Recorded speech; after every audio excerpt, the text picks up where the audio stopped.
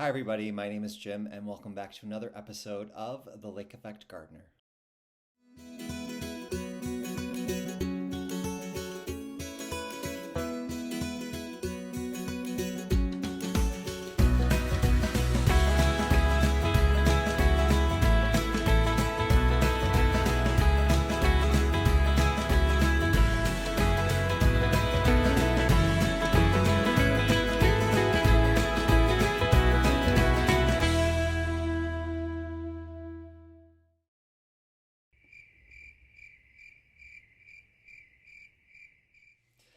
Happy spring, everybody! We've made it finally. The equinox was this past weekend. Very, very exciting. And even more wonderful was the fact that the weekend before here in the States, we had our daylight savings.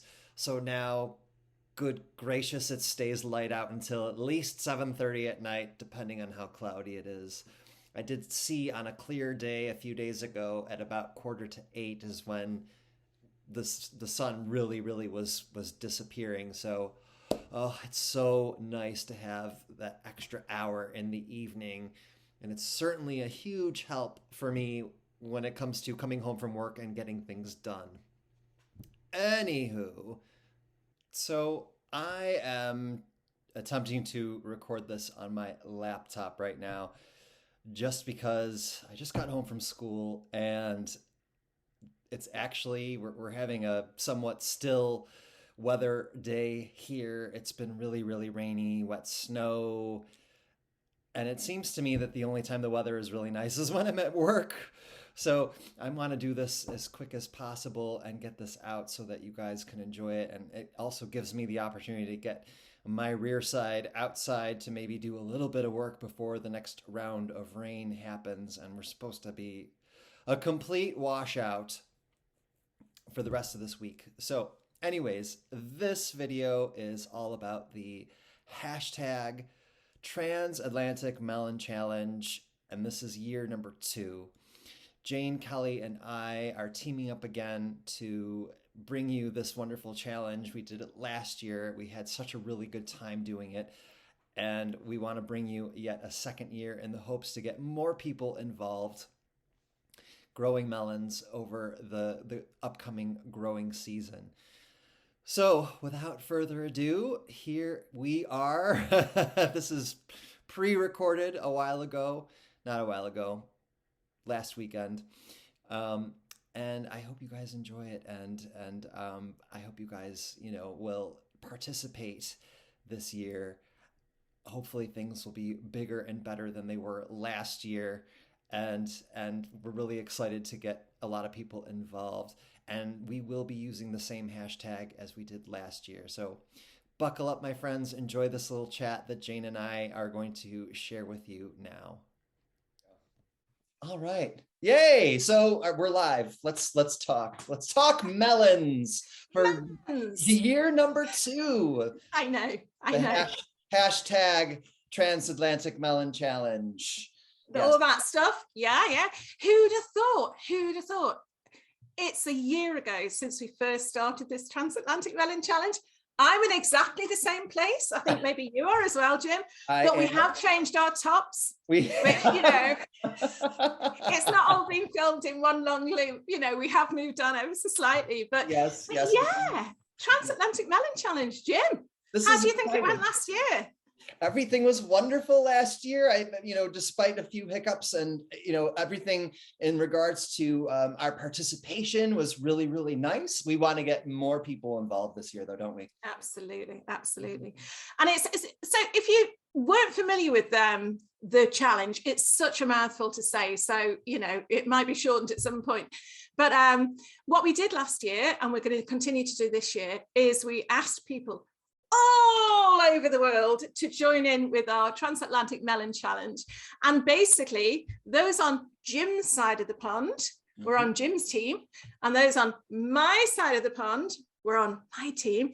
And we basically just all tried to grow melons outside. And for me, it was fun because I'd never, ever grown them before. I didn't have great results, but it didn't matter. It was a learning curve, as gardening always is. And I learned quite a lot along the way. And so Jim and I were talking earlier this year, and we said, should we do it again? Should we do it again? Because I think, I think it's gaining a bit of momentum. I think the feedback that I had from most people was just they'd really enjoyed it, and they'd really enjoyed a challenge of trying to grow something new, something different, maybe something they wouldn't otherwise have done. So how did yours do, Jim?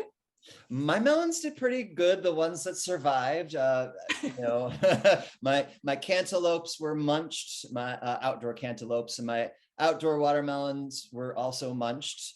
But luckily I had those spares in the tunnel, and I got a couple of nice watermelon, which they were superb. I actually saved seed from it. Actually, my dad gave these to me because I gave him one of the watermelons, and I told him to save the seed for me. So I've got, if anything, I got to harvest more seed. How about you, Jane? How did yours go?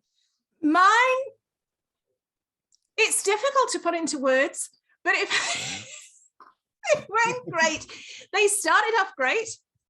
I grew mine in the polytunnel, and I was watching yours, Jim, and seeing how well yours were doing, and thinking, mine are going to catch up with Jim's anytime soon. And I ended up with, I think it was 7 of the watermelon didn't do it all, but the Minnesota midget ones, cantaloupe melon, I ended up with about 7 of them, none of which was bigger than a tennis ball. So, but they grew. Yeah, they grew, and we still had a bit of a tasting session at the end of the season. And oh my goodness, just the smell of this tiny melon once you've cut it open, that sweetness, that is just something to behold. That seemed to make it worth it. But yeah, I've learned a few things along the way that I would definitely be doing differently this year. Do you want me to tell you what my secret is? What my learning, it's not a secret, but my learning curve took the direction of water more, and make sure when I plant it, I've got it in some really good moisture retentive soil, because the water just goes. I mean, when you think they are mainly water, aren't they? Like tomatoes. I clearly wasn't watering them enough or looking after them enough. They're hungry. They're hungry, thirsty plants. And, if we want to eat them, we're going to have to look after them first. So yeah, that was my learning curve. What about you? It was definitely the same idea. That self-watering container that I had my watermelons in, it was brilliant. It worked really, really well. Yeah. I would also suggest, if you're growing them outdoors, to keep them mulched. Yeah. For the moisture retention. And well, exactly, it's all about the moisture, isn't it, really? It is. And feeding them. I mean, I probably would have known more about it had they grown to a decent size, if they weren't, munched by animals. So my other suggestion would be to, erect a fort around them, something that's impermeable by Mother Nature's little critters. So yeah. But I don't know about you, Jane, but I'm thinking also much bigger when it comes to the challenge. Was I mean, we always talk about this as YouTubers. We got to meet a lot of really cool people that maybe we didn't have a lot of interaction with through our normal videos and through the channel, but the interaction that we had, I made a lot of really nice friends, and I got to see a lot of people, how they grow. People who don't have channels of their own, we're sharing a lot of really cool things. So and again, that we've said before, that's the YouTube gardening community for you. And it's what's nice is these people are wanting to do it again this year, and I think word's got round, and we've got more people joining in. I think it's going to be really good, and I'm really pleased actually, Jim, that that we've agreed to do it again this year, because it could have just been a one-off thing. But it's quite nice. We finally have our sea legs. We kind of know what to expect. And because of that, we can kind of let our hair down a little bit more this time around. Absolutely. Even though North America's going to win. Oh no, it isn't. But the thing is, as well, we might even, or certainly I might even, be able to give some advice this year, because last year I was just, doing what it said in the book. And it's okay. I've got Mike coming to one side here with So last year that was about the size of the. Yeah, he's saying that was about the size of my watermelon. This year. But this year we're aiming for a large orange. Yes. Okay, if we can get anywhere near that, that will do me. I think that's as big as they actually get. I don't even know if they get that big. I've had them a few years and they don't get much bigger than that. Really? Yeah. Okay, so maybe I didn't do too badly. I don't think you did. I think as well though, like I said, I've got, sorry, that was just props, you know. I love it, like out of nowhere, they just appeared. Stage left, you know. But I'm wondering, I was saying I had 7 on one plant, maybe I should have trimmed them down and just kept 3 and let all the good, you know, I don't know. I know somebody last year told me to trim the actual vine down to encourage side shoots, but I think that's just going to encourage more smaller fruit. So I don't know, but these are all things, again, we've got, or I've certainly got a little bit of hindsight this year, which is so valuable in anything, but I think particularly in gardening, you know, it's going to be great. So what about the melon? What about the melon varieties this year, Jim? What do you think we should do? Yeah, so we're gonna do the same ones we did last year, which are the Minnesota midget. Yeah, okay. Okay, and then we have, so that's a cantaloupe, and then we have my filthy seed packet, the sugar baby, the filthy sugar baby. Okay. The very dirty baby. Yes. Okay.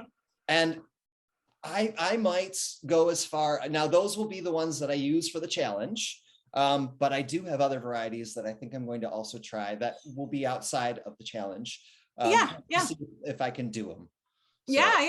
Yeah.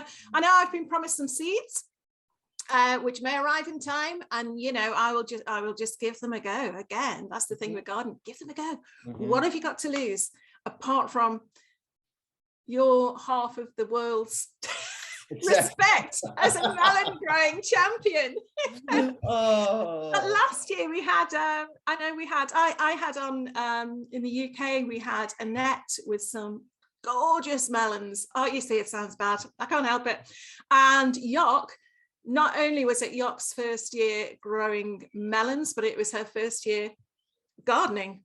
And she grew some incredible melons just in her back garden. So, and she only lives up the road, so I've got no excuse, you know, so that's quite inspirational.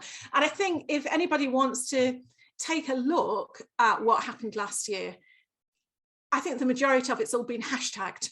So again, if you go to Instagram, if you go to Facebook, if you go to either of our channels, or I think just on YouTube anyway, if you put hashtag Transatlantic Melon Challenge, you'll be able to see from start to finish the progress of last year's challenge and how it worked. And things that worked and things that maybe didn't work so well. But again, it's a bit of a learning process, isn't it? So I found it interesting that a great portion of the growers over here were pretty much around the same growing zone as me. I mean, right. Okay. Allie, who was just across the border in Canada and in Southern Ontario, and Robin in Chicago.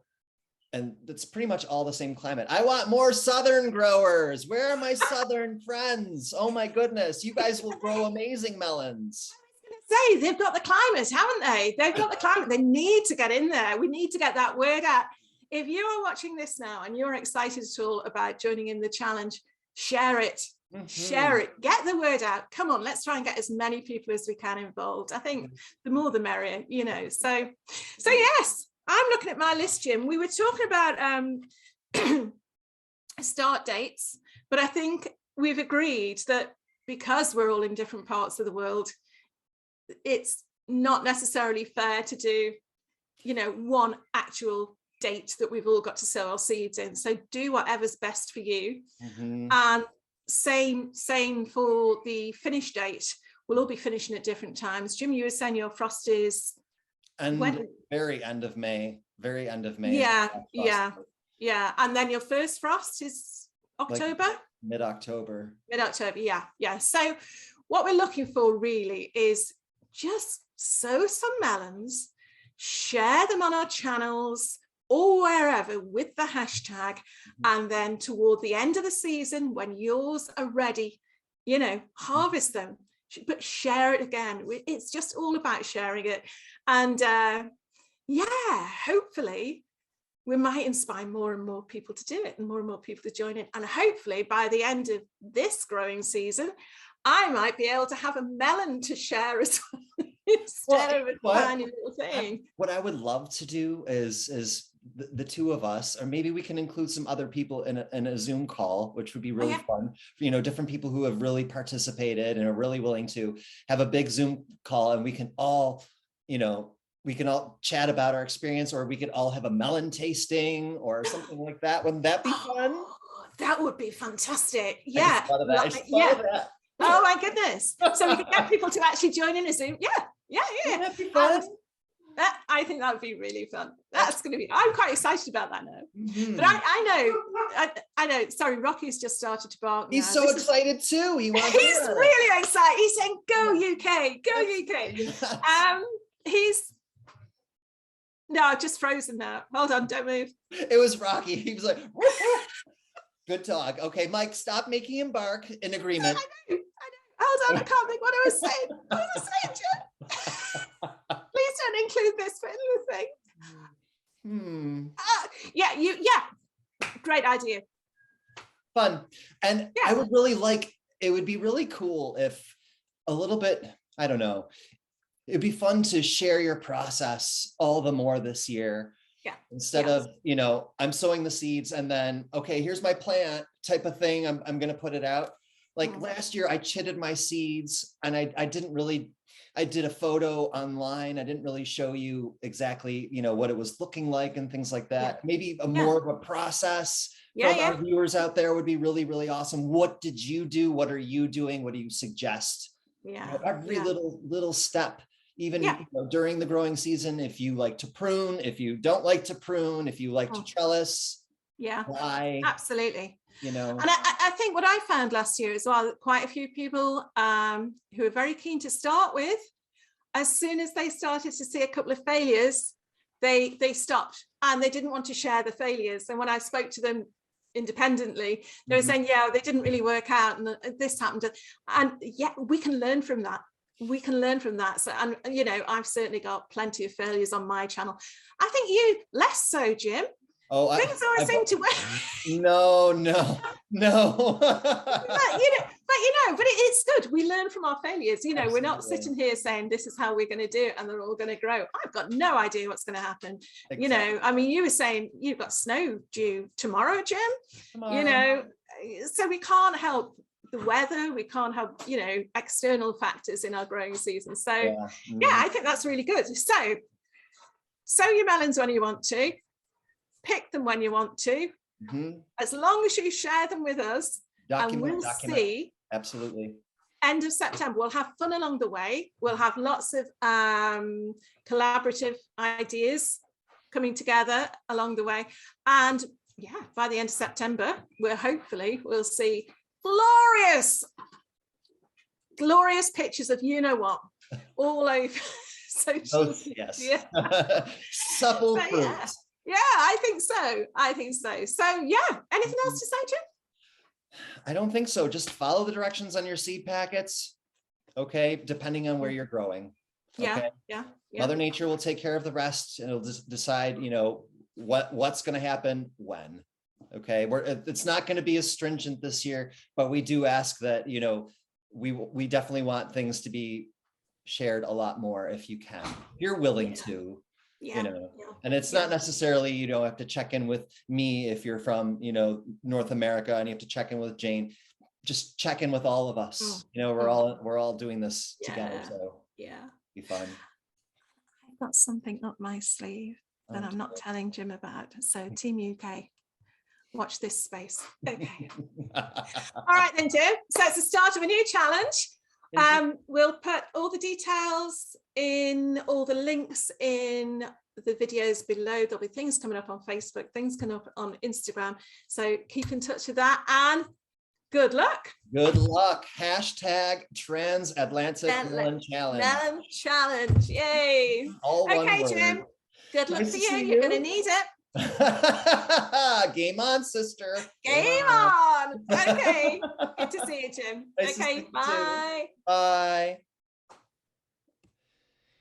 believe it or not, things are sort of underway. There has been a few posting on Jane's Facebook and Instagram. I really haven't put anything out on it yet, but she did tag me on one of her posts, just saying, hinting at what we're going to be doing.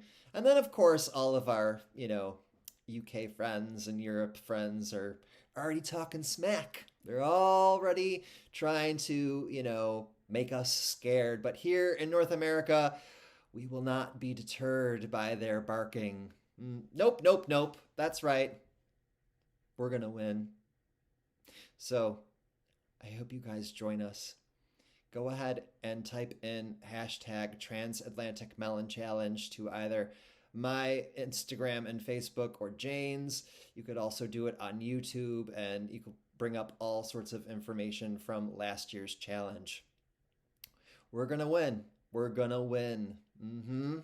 We don't need to talk smack like some people, like some certain Welsh gardener who has a grapevine allotment.